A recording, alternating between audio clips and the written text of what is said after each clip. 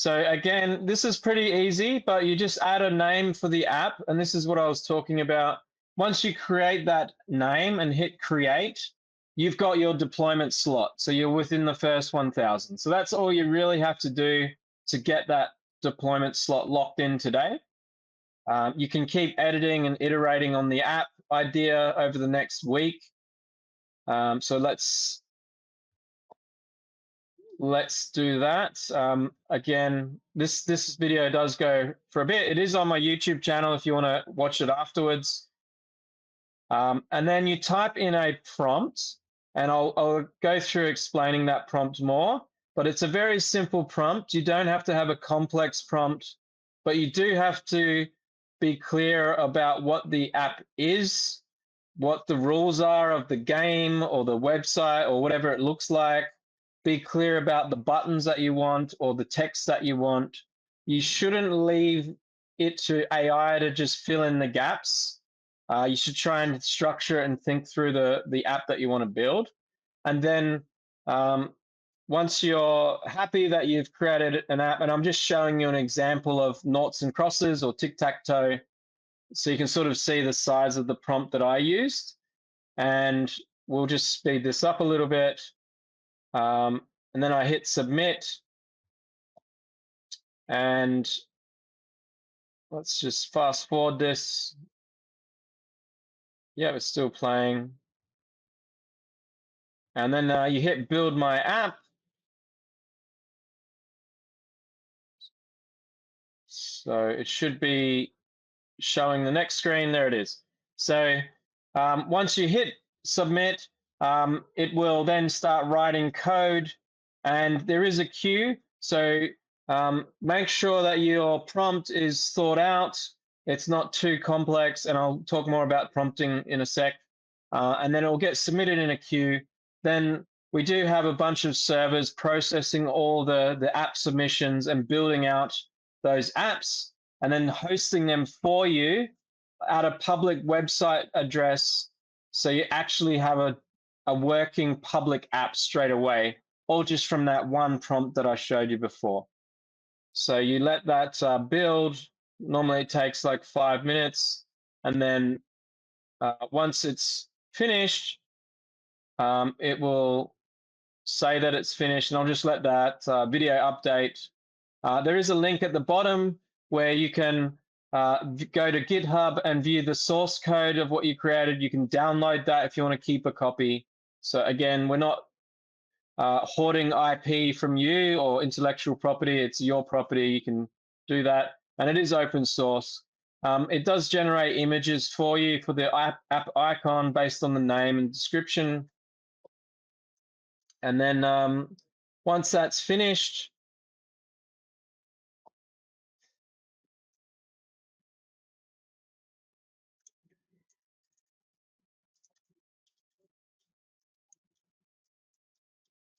it will deploy. And then once it's deployed, it'll have a public-facing website. And this is an app that a mobile phone can open up and start using and engaging with. So, but yeah, just keep the app simple to start with.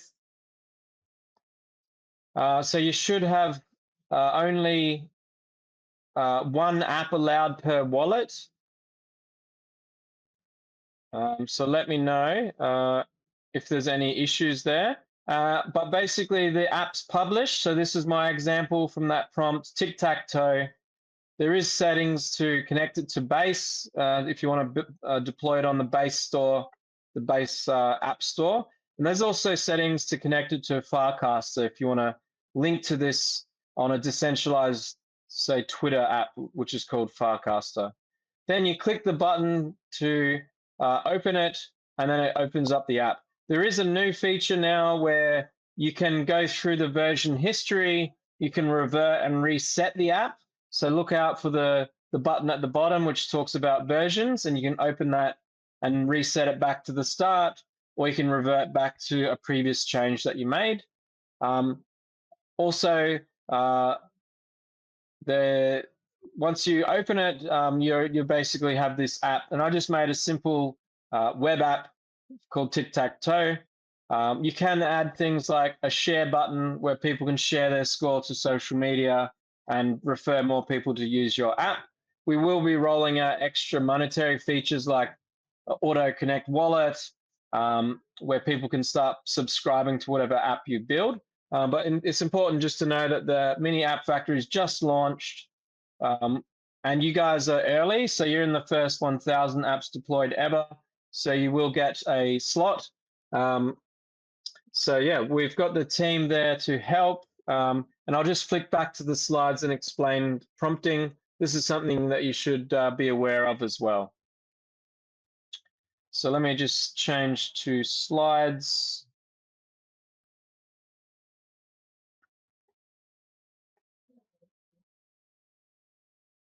Okay. And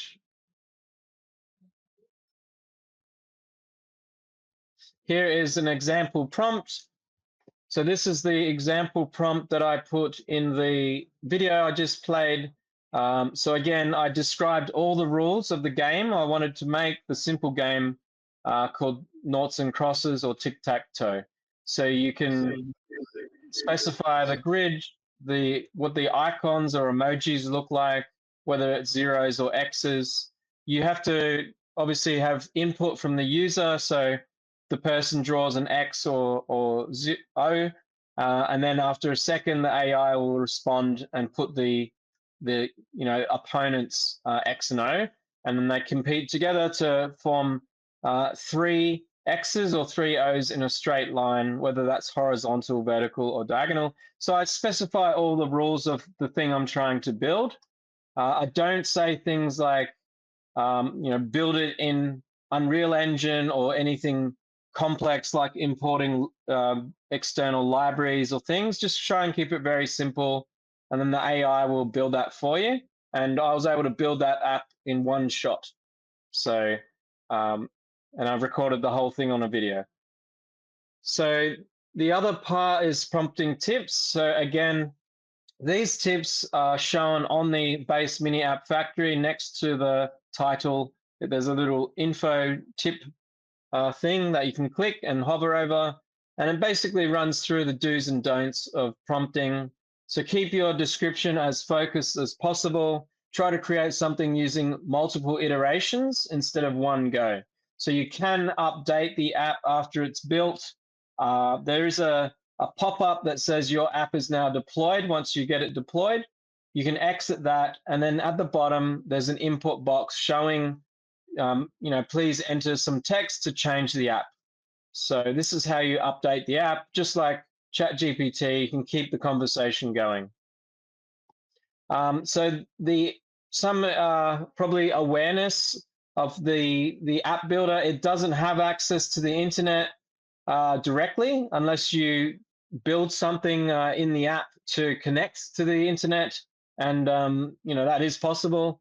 But at a basic level, you shouldn't be saying like, get all the information out of Google for the latest soccer or basketball scores. That's just not going to work. So just try and build internal games that don't access the internet, or internal apps that don't access the internet. It also, like I said, just use common website elements like maybe there is a little photo generation or button or text, and try and build basic apps like that. It will get more advanced. So I've already built a dashboard that pulls in, information from a blockchain or pulls in price feeds. So it is possible to do that. But there is limitations, and it probably needs its own workshop for more advanced apps. But just keep it basic. And the other part of it is we just did launch, so you do get free hosting. You get a bunch of benefits for being in the Genesis first 1,000 deployments, but we will be adding extra features like the ability to connect wallet to the app that you build so people can pay you. So, there is going to be cool things like maybe you build a little game and then maybe they get another turn and you can tell them to pay 5 cents for the extra turn, or maybe it's a power-up bonus. So there's a lot of cool, fun things that we can do with that. and you guys will be able to add that easily through AI, talking to the AI. And yeah, there is a version system. So now you can go back in time to the first prompt or the second prompt change or the third prompt change and revert back to that code. Redeploys the app, and you can go back in time in case you cause it doesn't go the way you want it, and maybe something doesn't work and you can't fix it. You can go back to when it was last working, and you can also reset it all the way back to the start as well. Except that the name stays the same. So try and pick a good name in the area of what you want to build. The name and icon will probably not change right now. So think about the name that you're building, and then build that app, and you can keep iterating on that. And that's everything I'm going to be presenting today. So I'll just get the other banner displayed. But yeah, hopefully you guys can see from that information. I have put a lot of, I'll just share one more thing. So let me just go to it. So yeah, find me on YouTube. So just open up the YouTube app, look up my name, John Forfar. That video I just showed you is a little short that's running on my YouTube channel. A lot of these videos do get pulled into the official OpenxAI. Some don't. If I'm just recording a how-to guide that's very simple, and I just want to make sure it's out there so people can look at it, I put it here first, and then I get it sort of uplifted with branding and the rest of the team to help make that an official video. But yeah, all the workshops we run across Philippines, different universities around USM, CMU, different universities in Davao. You can go through and look at all those workshops. So yeah, check that out, and yeah, just find me there. But also sign up for the official YouTube and for OpenxAI.